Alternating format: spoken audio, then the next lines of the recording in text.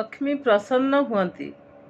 ସକାଳୁ ଉଠୁ ଉଠୁ ପ୍ରଥମେ ନିଜ ଦୁଇ ହାତ ପାପୁଲିକୁ ଦର୍ଶନ କରି କରାଗ୍ରେ ବସତେ ଲକ୍ଷ୍ମୀ କର ମଧ୍ୟ ସରସ୍ୱତୀ କରମୂଳେ ତୁ ଗୋବିନ୍ଦ ପ୍ରଭାତେ କର ଦର୍ଶନମ୍ ଏତିକି କହିଲେ ବିଷ୍ଣୁ ଲକ୍ଷ୍ମୀ ସରସ୍ୱତୀଙ୍କ କୃପା ପଡ଼ିଥାଏ।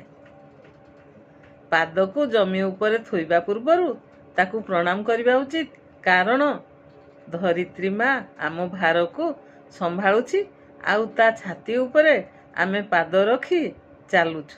ସେଥିପାଇଁ ସକାଳେ ପାଦ ପକାଇବା ପୂର୍ବରୁ ଧରିତ୍ରୀ ମାକୁ ମୁଣ୍ଡିଆ ମାରିବା ଉଚିତ। ସୂର୍ଯ୍ୟ ଉଦୟ ପୂର୍ବରୁ ପାଣିରେ ଲୁଣ ପକାଇ ଘର ପୋଛିବା ଉଚିତ। ଏମିତି କଲେ ଘରୁ ନକାରାତ୍ମକ ଉର୍ଜା ଦୂର ହୁଏ। ସକାଳୁ ଉଠି ସୂର୍ଯ୍ୟଙ୍କୁ ତମ୍ବା ପାତ୍ରରେ ପାଣି ଦେଲେ ମାନ ସମ୍ମାନ ବୃଦ୍ଧି ହୁଏ। ସକାଳୁ ଉଠି ନିଜ ଚେହେରାକୁ ଆଇନାରେ ଦେଖିବା ଉଚିତ ନୁହେଁ। ସକାଳୁ ଗାଧୋଇ ସାରି ରୋଷେଇ ଘରେ ଖାଦ୍ୟ ବନେଇବା ଉଚିତ। ସକାଳୁ ଉଠୁ ଉଠୁ ନିଜ ଛାଇ ଦେଖିବା ଉଚିତ ନୁହେଁ।